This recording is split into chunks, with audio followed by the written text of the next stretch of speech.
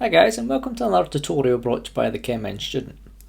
In this lesson, we're going to take a look at how to design a distillation column using our new interactive distillation design assistant.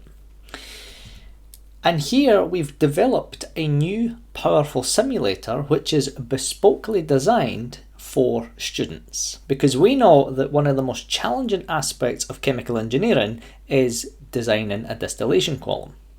And so our simulator has a wide range of input and output variables that we're going to explore in real time.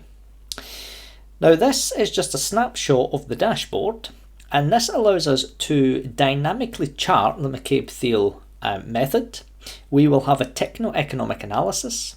We can even have hydraulics and column sizing, smart visualization tools, duty requirement modelling, and ideal and non-ideal tray analysis. So this is a complete powerhouse for any student that wants to learn and master distillation column design.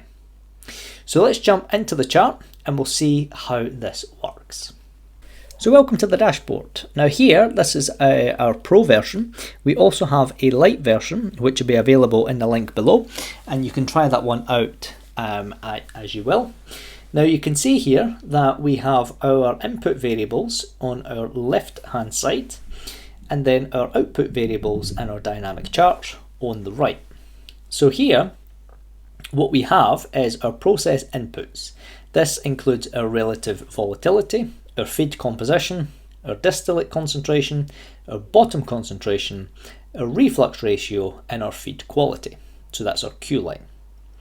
Now if we scroll down here and we look at the other various inputs, then you can see here we can start to specify our flow and properties. So therefore we can either specify the feed flow rate to the system, which will then automatically calculate the distillate flow rate. Now we also have the option here to manually input the distillate flow rate. So for example, if we didn't know any information about the feed, but we knew the production rate, then we could specify this. So you have the option to do both. Then we can start to specify the physical properties of the materials. So we have the vapor molecular weight, the liquid molecular weight, and the vapor density. Now, on the assumption that the vapor density follows an ideal gas, then this is a preset and it will allow the system to design it assuming ideal gas behaviour. If you aren't using ideal gas, then you can manually input the density of the vapor and the system will respond accordingly. We can also adjust the liquid density, and likewise if we want to use a proxy for the molecular weight, then the temperature will affect the density of the liquid. And this is a useful guide for looking at the various trends. Now, if you want to enter your own, then you can simply uncheck this and you can specify your own. Now coming down here, we can then start to specify our energy inputs and our costs. So we have our latent heat of the distillate, our latent heat of the bottom products, and then we can even put in the cost of utilities. Now this is the steam cost or cooling cost, and we can even take it to the stage cost per year. So what this allows us to do is start to formulate what an OPEX and a CAPEX would be for this particular column. And then the final inputs is our hydraulic basis. So that's our column pressures, our temperatures, and our C factor for the trays, and then we can have a design fraction of flood, i.e. how much of the column would we like to be liquid, and then vice versa, the remaining. So in this example here, 70% would be liquid and 30% would be vapor. So that's all the various inputs, and then if we come up here to the outputs, we can see that we have a fully dynamic chart. And so if we then start to adjust, say, our relative volatility, you can see that the chart will instantaneously start to adjust. And likewise, our output variables in our design assistant will also update. So for example, say we wanted, instead of 95% purity, we wanted 90% purity.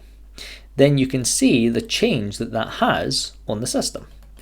So as we increase, you can see that the number of stages is going to increase. And that makes sense, because the more pure the product, the more stages we're going to require. Now we can then look at specifying our initial reflux ratio. And the good thing here is that it calculates our feasibility. So therefore it will determine whether or not the reflux ratio that we have assumed is actually valid.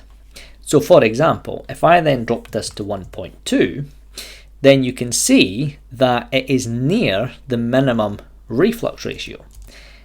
And so what that allows us to do is work out what is the ideal or optimal system for this given configuration. Now, if you start to play about with this and you want to reset it, then you just scroll down here to reset, and the system will go back to defaults. Now, let's say, for example, we wanted to change the saturation of the feed. So we go from either a saturated liquid to a saturated vapor. Then what you can do is you can adjust the Q line. Now, what you'll also be able to do, and this is really, really powerful, is you will then be able to determine if you have a two-phase system. And so you can see what happens in real time. You can see how that affects the top of the column, and you can see how it affects the bottom of the column. Now here, what you work out is the minimum number of trays, and this is using the Fensky principle. You then have the minimum reflux ratio for the underwood, and this ensures that it uses the Q line for its estimate.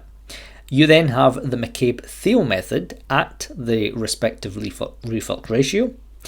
You then have the real number of stages, and what that does is that takes into account the efficiencies of the system. But then we can take it a step further, and we can also see the impact of using different correlations.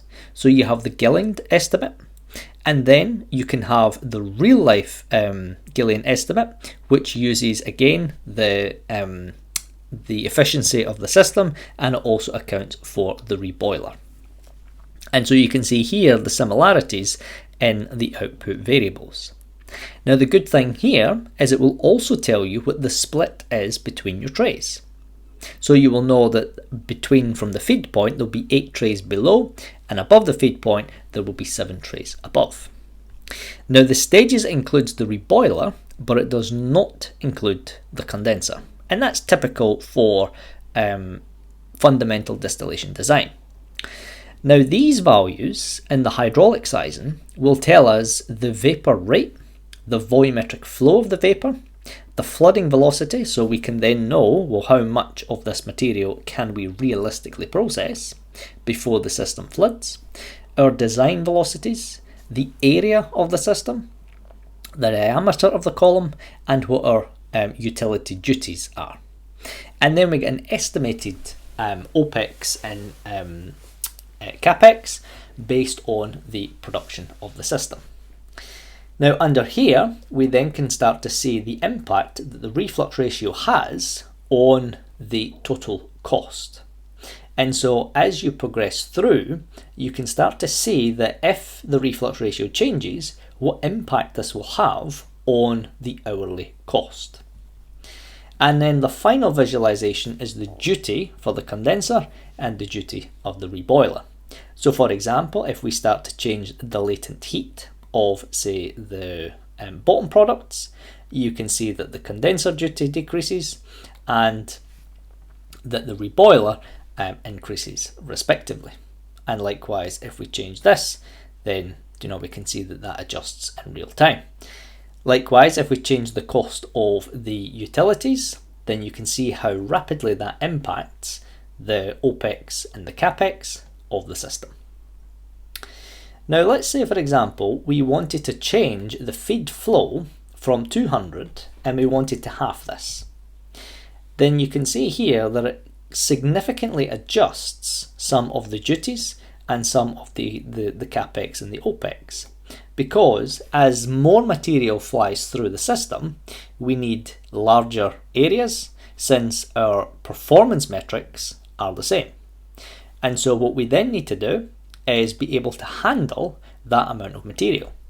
Because like in this assumption, the distillate flow based on these constraints will automatically calculate the distillate flow rate. And so you can see here that the rates of the vapor flow rates are adjusted in real time. Now likewise, as I says, you can change the location of the feed point. So, if we have the light key is 25 mole percent, then, we can change it here. And likewise, we can move it up here as well. So again, there is an infinite number of possibilities that you can try.